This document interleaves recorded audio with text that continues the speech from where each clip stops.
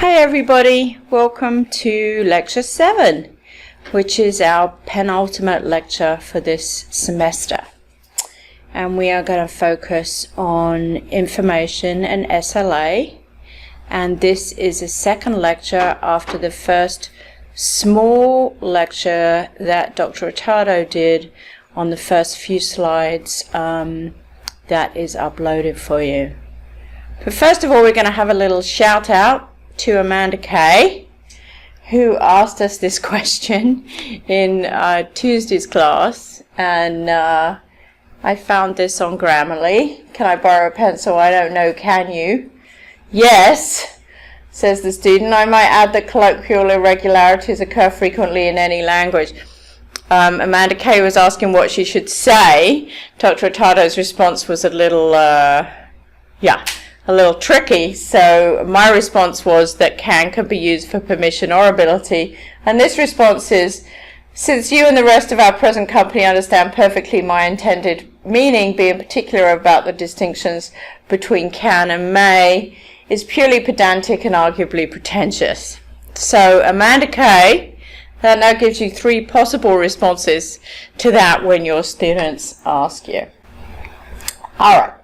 So today we're going to talk about information structure and teaching and learning pragmatics, and these are the slides that Dr. Ricardo went through. So I'm just going to give a really quick review of that, but you need to watch his set of slides. Of course, every language has a way of structuring information, and of course, as we've seen with everything else, it's not the same from one language to another. In other words, how do we highlight important information versus unimportant but necessary information? Yes, every language does that. No, they don't do it in the same way. And what is the interaction between linguistic information and specific context, and should we teach it? And the answer is, of course, yes. So Dr. Ricardo took you through this idea of functional sentence perspective, which just means the difference between old and new information. And in English, we do a lot with old and new information. It's also called theme, reme, or topic and focus, or topic and comment. So known information is shared, and unknown information, not part of the common ground, is new. And Dr. Ricardo also gave you this slide, which shows you the different terminologies that have been used to describe the same thing. And we can see an example here. Known information, Mary. Bought is a transition. New information, Reem, is the book. Okay? And again, Dr. Ricardo took you through the syntactic ways in which we talk about new and old information. So, for example, Mary bought a book. That is a book that we don't know. Versus Mary bought the book, which is a book that it's assumed that we do know. Okay? Then we have a lot of syntactic mark structures, like it was Mary that John saw at the party, or where John was not where he should have been, fronting, and passives. Mistakes were made, which comes from Ronald Reagan's presidency. Of course, the passive allows you not to say the second part of that phrase, which is mistakes were made by whom? In this case, by the president. Cars must be driven slowly up the ramp. We know who drives the cars. There's no need to say drivers must drive cars slowly up the ramp, because nobody else would be driving the car. Although this, of course, might be changing with non-driverless cars from Google. Okay, so now we're going to go to moving on from syntax to lexis and phonology. So we're looking at how the different linguistic systems differently signal new and old information. So the first one, what you can see here is a diagram. I think so. Oh, there it goes. In which consider this to be information that A knows, and consider this to be information that B knows. Okay, and this information in this Venn diagram in the middle, this is what A assumes that B knows, and B assumes that A knows. In other words, when we come to any interaction, if I come to an interaction with Shihun, for example, who's sitting right here, this is me, and this is Shihun right there, and I assume that we have a certain amount of knowledge in common. I also assume that there's a certain amount of knowledge that I know, that he doesn't know, and that he knows and that I don't know. Okay? And the way I choose my linguistic choices, syntactic, lexical, morphosyntactic, which we'll start with, and phonological, are based exactly on this diagram. Okay? My perception of this diagram and Shihun's perception of this diagram. If I think Shihun doesn't know what I'm talking about, I will use new information structures. If I think he does know, it's within our shared knowledge, I will use known information structures. And that is the absolute bottom line of information structure, right? And the reason it's complicated when it comes to grammar and phonology is because it's not based in the syntax, it's based in the pragmatics. Your choices in syntax, morphology and phonology and morphosyntax are based in pragmatics because they're based in your perception of what is known and unknown by the person that you're talking to. So I think I've given this example before, but for example, if Shihun is coming to our house for dinner, and he has been to our house before, so I assume that the directions to our house are known, but he says to me, I've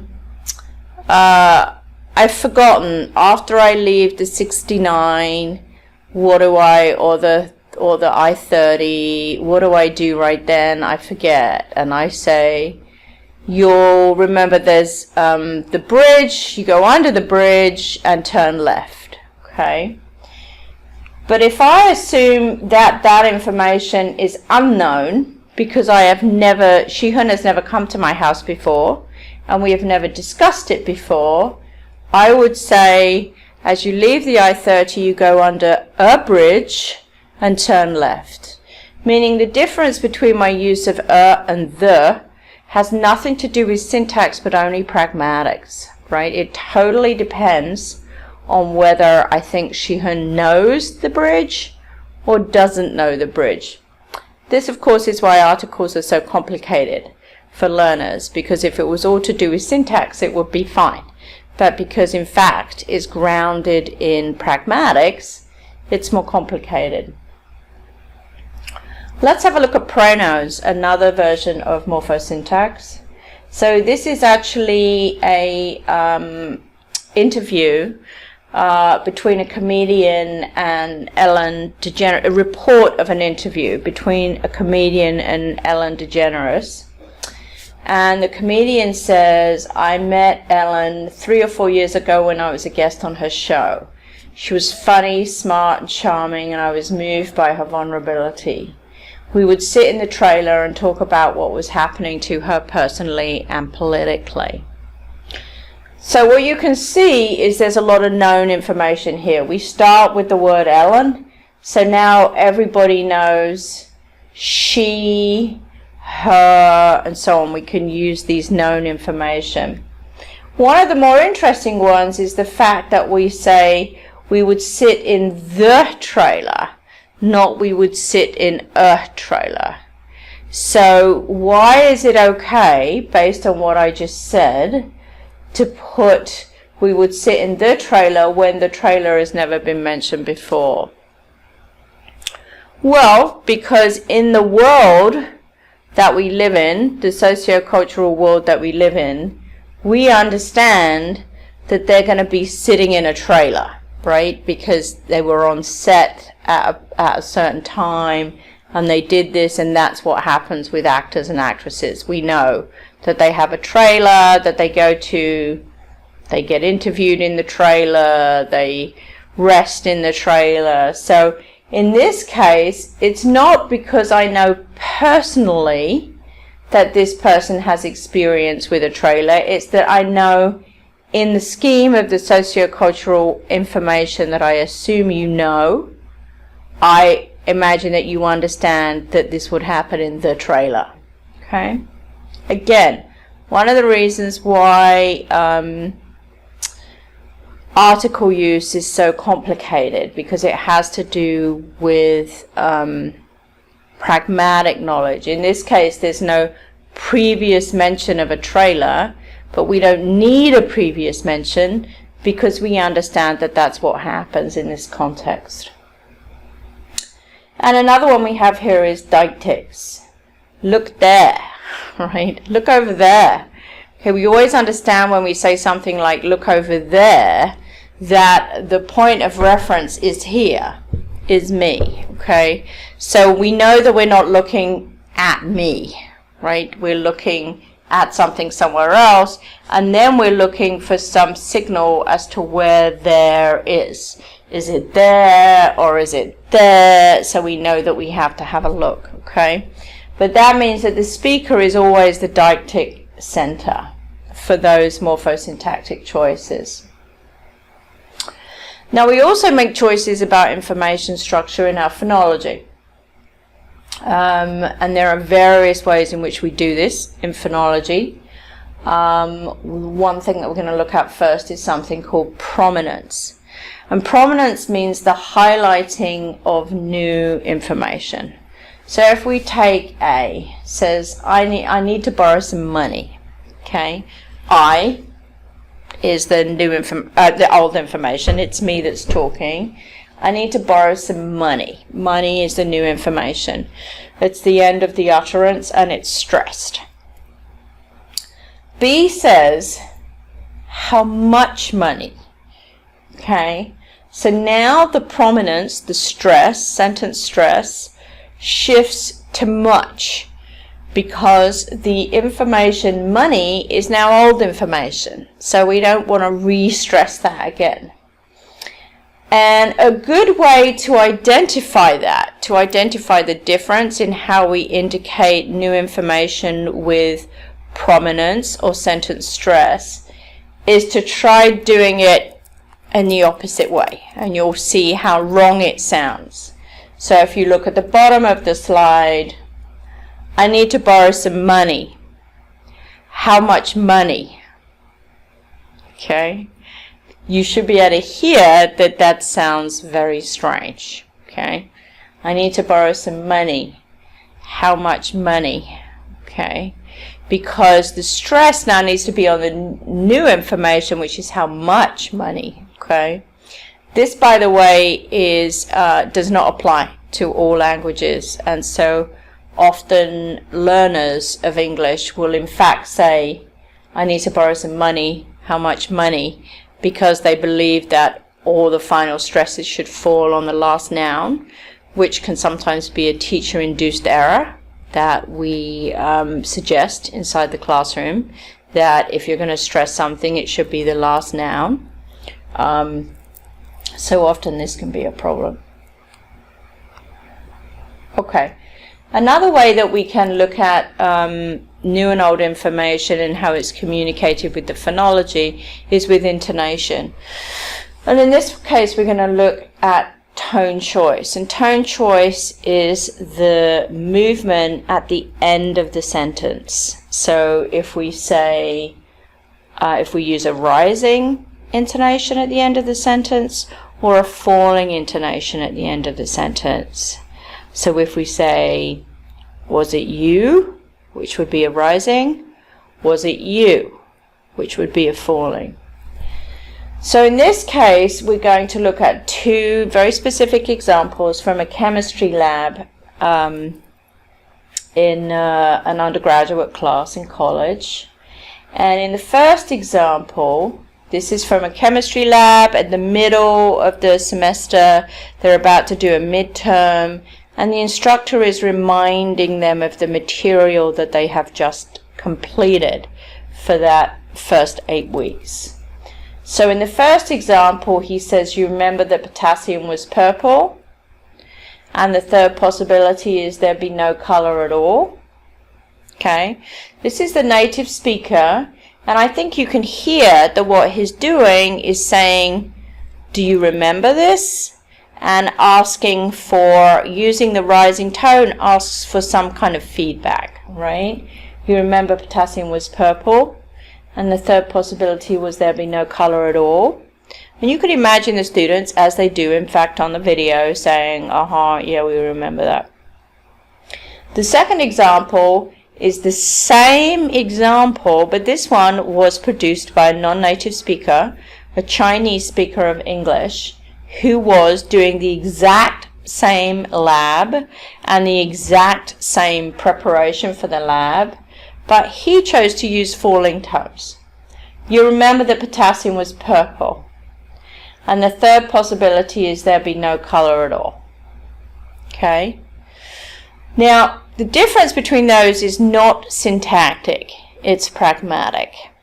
In the first example, it sounds inclusive, and in the second example, it sounds exclusive. The second example, it sounds like you probably don't remember, or it's assumed that you don't remember that potassium was purple. In the first example, the assumption from the teacher is you do remember. Okay, so in other words, the assumption from the teacher is that in the first example, this is common ground, and in the second example, that potentially it is not common ground. Okay, now for the students, it is common ground. So when the first teacher uses the rising tone, they're happy enough to say, yes, yes, we understand this. In the second example, it sounds like they're being given completely new information, which in fact they're not, and that makes them confused and also feel excluded. So in both cases, the tone choice is grammatically acceptable. You don't have to have a rising tone or a falling tone. The difference is completely pragmatic. The choice of a rising tone makes it sound inclusive. The choice of a falling tone makes it sound exclusive of the audience that is in the lab. I'll just repeat that. You remember potassium was purple, and the third possibility is there's no color at all. Or you remember that potassium was purple, and the third possibility is there be no color at all. Okay? Just so these are not grammatical in terms of syntactic differences. They're differences in the perception of how you're approaching your audience or your listener.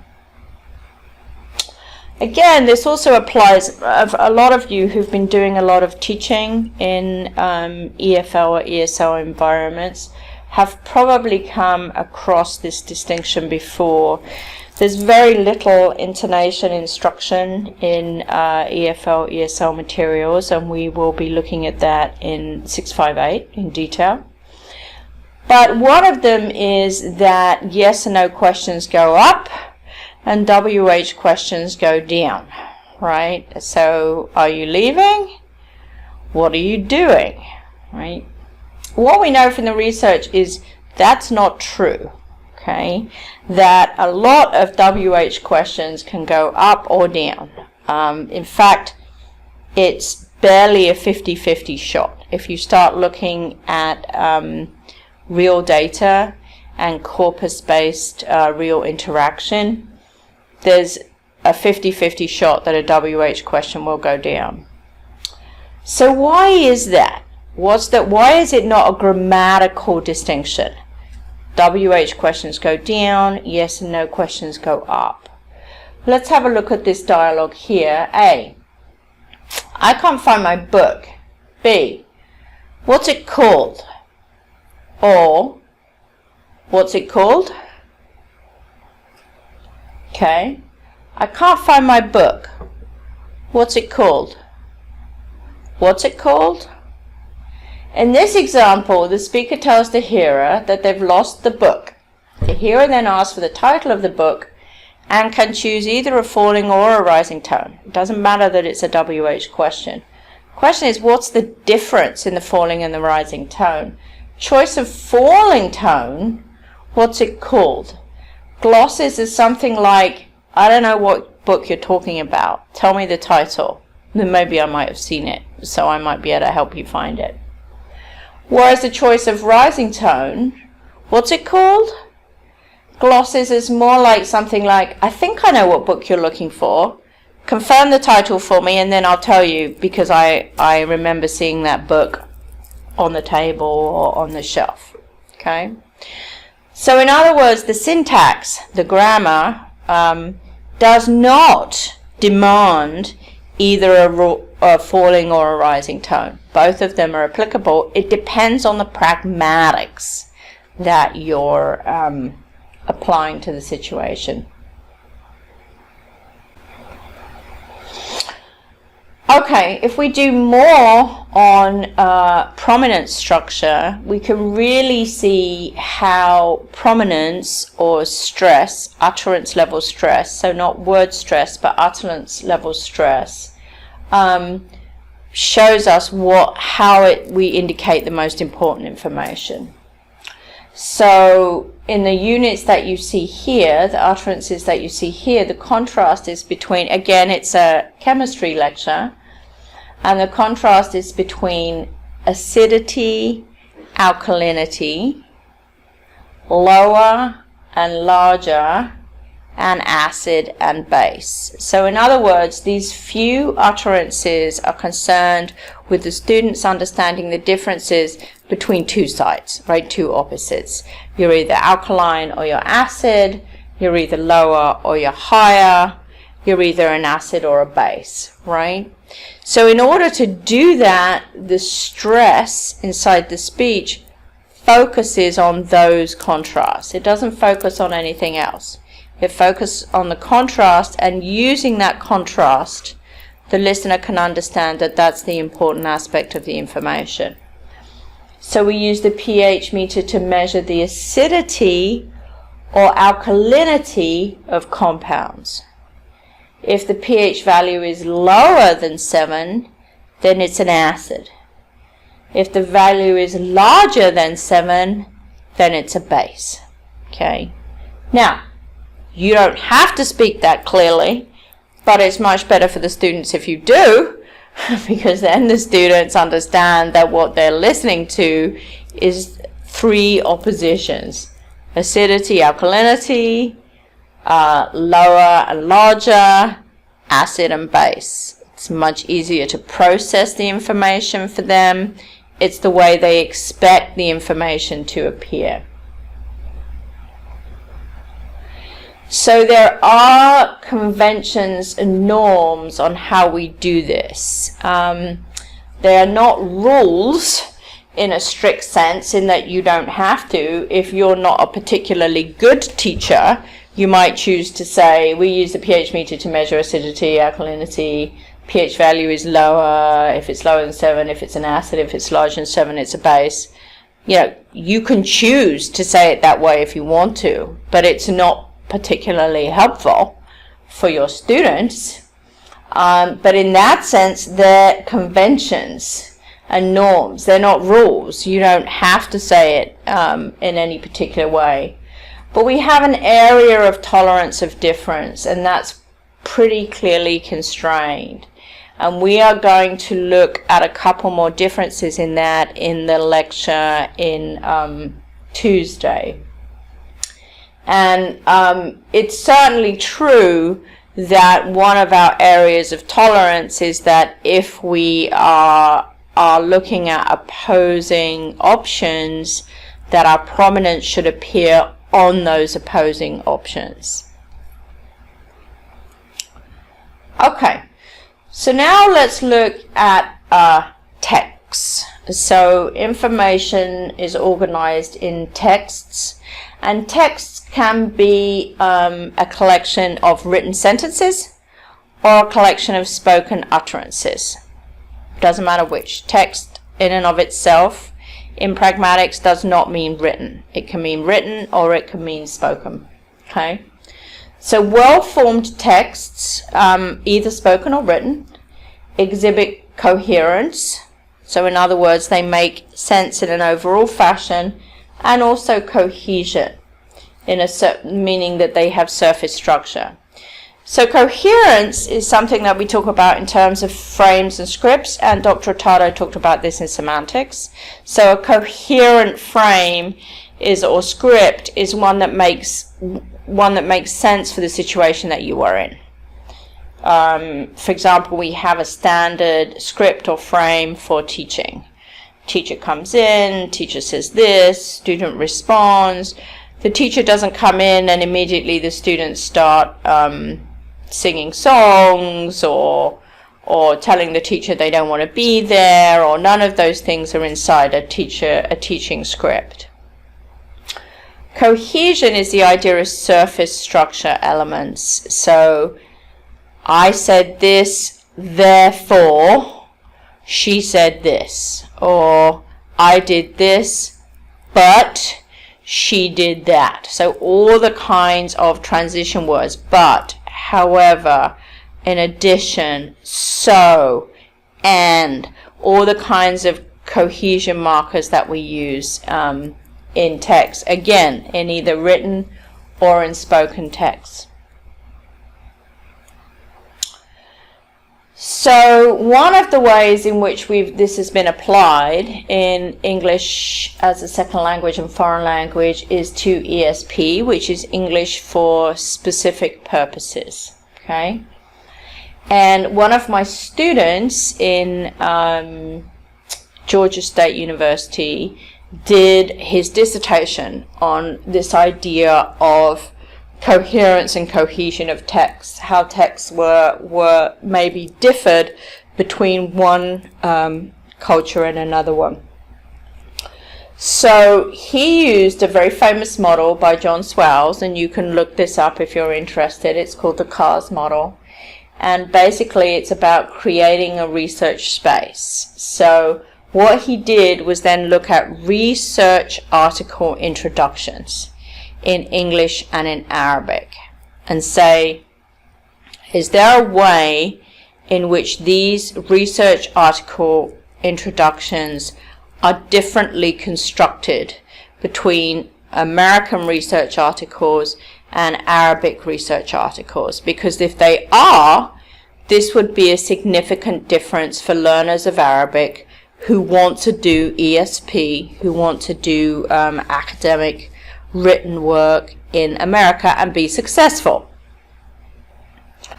So the CARS model, I'm not going to go through this in detail, but the CARS model basically suggests that there's move 1, move 2, move 3 in, and this is obviously based on English. Move 1, you establish a territory, so you do a general topic. In move 2, you establish a niche, so you say what the gap is between the literature and what you're doing, or how you are adding to it. And then in move 3, you use the various moves that present the current work that you are doing.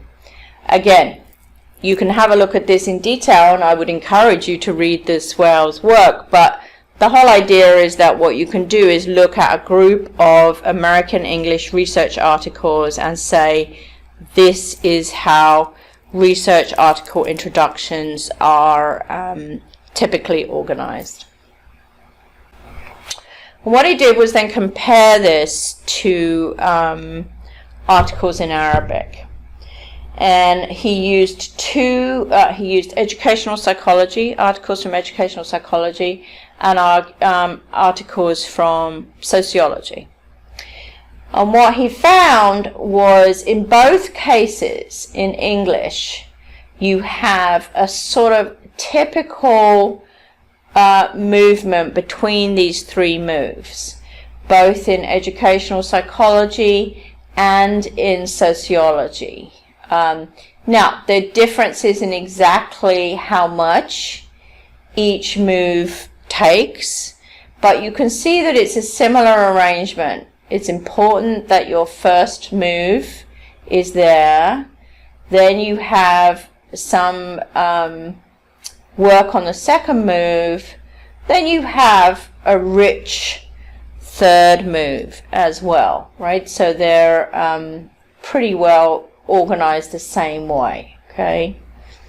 And what you can see from the Arabic is that's not the case at all. What he found in educational psychology was that move 1 was absolutely important, but then we find really big differences between what happens with move 2 and what happens with move 3, okay? So in this case, in both the Arabic articles, move 2 and move 3 are really subjugated to move 1, and at this point don't look anything like what research article introductions look like in English, okay? So this was an important finding, because what it means is even if an Arabic scholar in these areas is writing in, has great English skills and is writing in English, unless they realize that there's a difference between the way they write research articles in Arabic and a way that they write research articles in English, they're probably going to get this wrong. And there's probably going to be an issue when they put the paper in for a conference, or they put the paper in for a thesis, because the expectations of the American academic audience are not being met. So that was an important result, and one that we want to bear in mind when we talk about cross-cultural information organization. It might not be that they're doing it incorrectly, in the sense that they understand there's move 1, move 2, and move 3, but the relationship between those moves are utterly different from the relationship that's being typified in American English academic discourse, which clearly can put them at a disadvantage. The next one we're going to look at is much smaller, is this idea of lexis. So in other words, how we use words in order to create information structure. And we're going to start with an interesting model proposed by a guy called Michael Hoey, in which he talks about how lexis should have between one section of a text and another section of a text should have some repetition. So this text is called Drug Crazed Grizzlies, and he found this text. A drug known to produce violent reactions in humans has been used for sedating grizzly bears in Montana, USA, according to a report in the New York Times. After one bear, known to be a peaceable animal, killed and ate a camper in an unprovoked attack, scientists discovered it had been tranquilized 11 times with, I can't pronounce that, angel dust, which causes hallucinations and sometimes gives the user an irrational feeling of destructive power. Many wild bears have become garbage junkies, feeding from dumps around human developments. To avoid potentially dangerous clashes between them, scientists are trying to rehabilitate the animals by drugging them and releasing them into uninhabited areas. And you can't actually see the bottom on here, but then there's a fifth final. So Hoey takes a small text like this, and what he says is, what we're looking for is connections, lexical connections, between one statement and another statement in the 5 statements that make up that text. So what you can see is he's done, it's kind of confusing, but you can see he's like put drug in one, goes down to drug in 5, used in 1 goes down to user in 2, humans in 1 goes down to humans in 4, human in 3.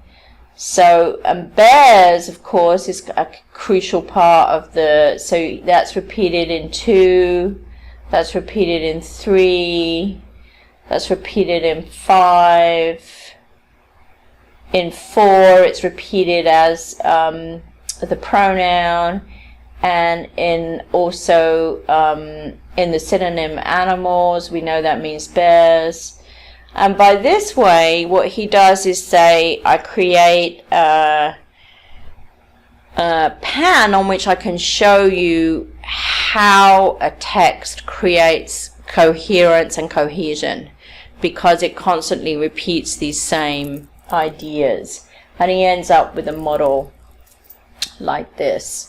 And what he ends up saying in this particular text case is that there are plenty of connections between 1, 2, 4, and 5, but there really isn't a good connection between 3 and the rest of the text.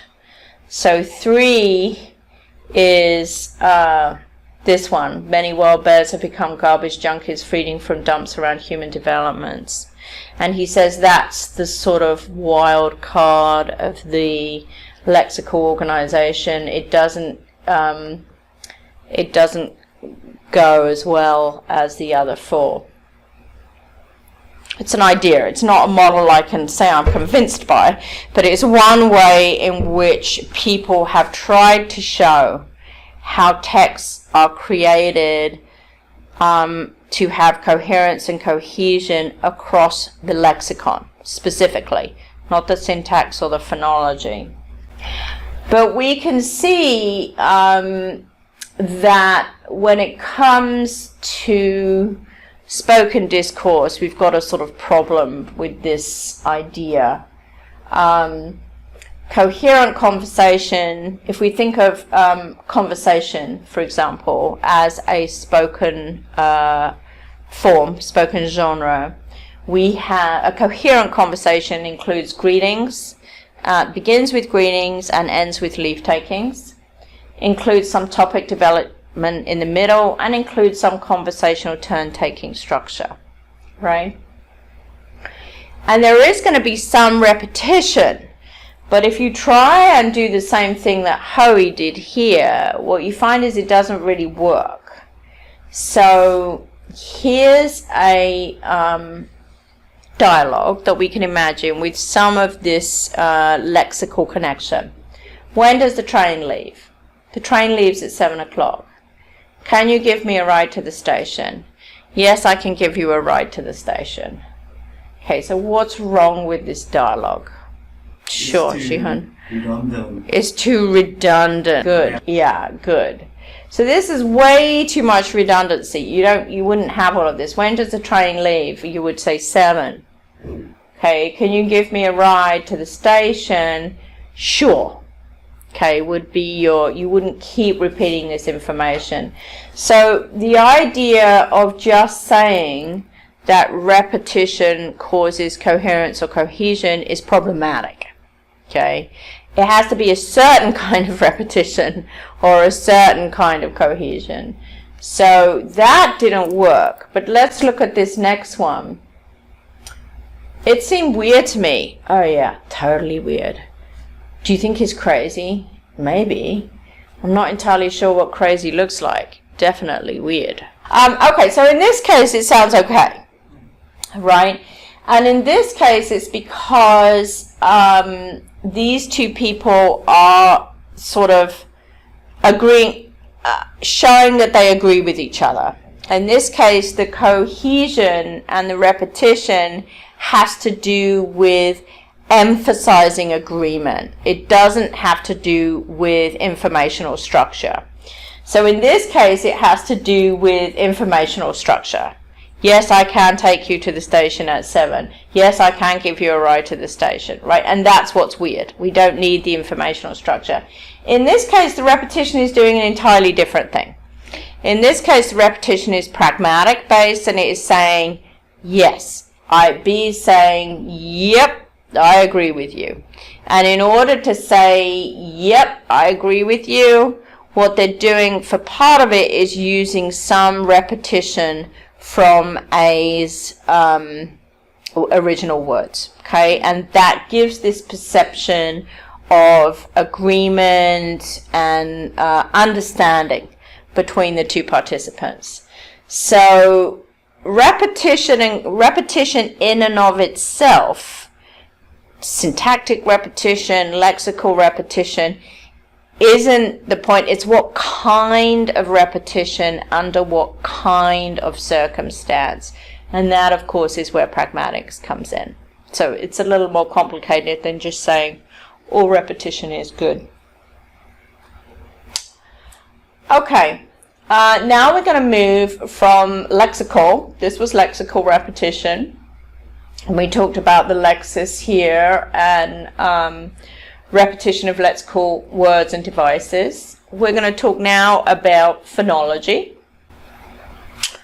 And one thing we're going to talk about here is what we call speech paragraphing. So this is the idea of creating cohesion inside a spoken text. So if you can imagine a written text, what we do is we have paragraph beginnings, middles, closings, and we have the next paragraph, and this is the way we help organize the overall text, right, and in a series of written paragraphs. What you can think about in speech utterances is that if we're talking for a long time, particularly if we're talking in a monologue like I'm talking now, we will create what we call speech paragraphs, which have exactly the same role to play in spoken discourse as written paragraphs have in written discourse. So what you're looking at here, but of course we can't do it, it's not written, it's spoken, so we do it by pitch. So what tends to happen is we start a spoken paragraph in a high pitch, then we steadily go down through, and then we finish at a low pitch. Okay, so if you wanted to, you could run a line down there. It would be a diagonal line that shows that as you go through the paragraph, your pitch drops and drops until you get to the final drop at the end. So this is somebody who's speaking 1, 2, 3, 4 utterances in one text, and by the time they go from the first utterance to the last utterance, the pitch has gone down. Okay, and then it closes with this low pitch at the end. So let me give you an example of that. This is a text that has been divided, a spoken text that's been divided into 3 spoken paragraphs. And this is what it would sound like. Let's look at the competition. Our main competitor, Benton, entered the market 10 years later than us. But since then, they've grown more rapidly and are now the biggest in terms of market share. Why? Their products are better, sold at lower prices, and presented more attractively. Now, our second major competitor is Zekron. They entered the market at the same time as us. They have a lower market share than us, and their products are sold at slightly higher prices. However, their annual return shows greater productivity. The last major competitor is Mansell. They have a much smaller market share, but their products are sold at top end of the market at much higher prices. As a result, they achieve the best profitability of the 4 companies with a much lower turnover. So, what can we say about our own position? Okay, so that is 4, or the beginning of the 4th one, 4 speech paragraphs that if you looked at them on a machine, if you put each one on a machine, would look like that. Okay, that's how they would look. And the idea is it divides the information up in very much the same way as it would divide information up in spoken, only we do it with pitch structure. From a high pitch to indicate that we're beginning a new paragraph, to a low pitch, meaning we're finishing at the end. And often this co-occurs with things like lexical markers of discourse. So now, so, last, final, let's. So what you get in the spoken utterance is a combination of a lexical marker, such as so, now, okay, to begin something, with this higher pitch, and that indicates that you have a new topic or a new subtopic coming on. So that's the way that phonology can be used. This is particularly important in something like classroom discourse, where if you imagine that students are making notes, often this is how they structure their notes. So you'll say first, and they'll put a little 1 on their notes, and then they'll, and then you finish that point. Then you say, so second, or you might say something like, so the next one, and you've increased your pitch height and you've got a new marker, then they'll put point 2. Okay, and this is how they work out. So if you're not giving them these information structuring devices, it becomes a lot more difficult for them to do that. Again, not something that's cross-cultural, cross-linguistics necessarily. Each language has different ways of doing this. We're just looking at the English way. Okay, finally we're going to look at a study that I did with Pat Byrne in 2008, where we really tried, we were looking at the problems that EFL students had in academic work at the time I was at Georgia State University. Many of the students that we had strong grammar skills and pretty strong reading and writing skills, but not good speaking and listening skills. They had not been exposed to enough authentic English discourse, and they were struggling then when it came to lectures in America. They were fine, or they were doing okay with the textbooks, but they were struggling a lot with understanding the lectures. And this can be particularly the case in a place like America, because as we know, lectures tend to be can be conversational. Okay, lecturers tend to, let's ignore Dr. Hurtado for the time being. Lecturers tend to be conversational when they're approached. They might sit on the edge of the desk. They might sort of look around and use these rising tones, like, you remember this, right? Is that okay? And this can be a very unfamiliar approach to lecturing for international students. So we looked, just as one, we looked at several ways, but one of the ways we looked at it was to look at the connections between what students hear and what students read. So if you look, this part, if you look at texts for second language learners, especially writing and reading texts, they provide a lot of opportunity for learning discourse markers for comprehension of written discourse. So they would be things like therefore, in addition, so far as, transitions that we typically used. What was lacking was that same opportunity for learning spoken discourse markers. That's partly because we don't spend much time looking at spoken discourse, which is beginning to change, but traditionally we haven't. But also partly because there's a lack of exposure to authentic spoken data. If you're a learner in Vietnam or a learner in Thailand, you're not having access necessarily to this kind of material.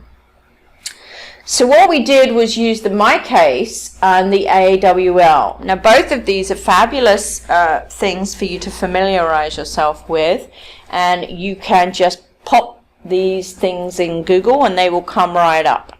My case, M-I-C-A-S-E in capital letters, is the Michigan Corpus of Academic Spoken English. That comprises hours and hours of spoken lectures, academic lectures that were given at the University of Michigan.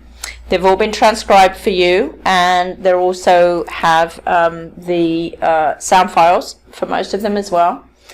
And the AWL is the academic word list, which is a list of some of the most common words that appear across academic contexts, okay, writing and speaking. So what we did was investigate something called lexical bundles. So that's a sequence of 3 or more words that co-occur frequently in a particular register, meaning either a spoken register or a written register. And we looked at lexical phrases, prefabricated expressions, and so on. And what we found, which is not surprising when you think about it, is that we had consistent differences between what was coming up as absolutely important in spoken registers, like my case, to in terms of written registers like the AWL, the word list. So for example, in my case, we kept finding these bundles. I don't know, I mean, I think maybe, you know what I mean, you know what I'm saying. All these came up consistently as very important bundles in my case, in the spoken registers, but came up as 0 usage in the academic word list. So in other words, if you are a learner in Vietnam, Thailand, China, wherever you happen to be, and you have no access to authentic spoken lecture material, a lot of these things you would never have had experience of. You will only have experience of very concise written discourse. So as soon as you get inside a lecture hall and all these kinds of phrases come at you, you can start getting confused about what the important information is and what you're listening for. So, to conclude, languages express information structure in a variety of ways, and as we've just seen between the AWL and my case, these vary between written and spoken language. Usually this is tacit knowledge. We don't know that there are a set of conventions that are guiding us necessarily. For example, if we look back at something like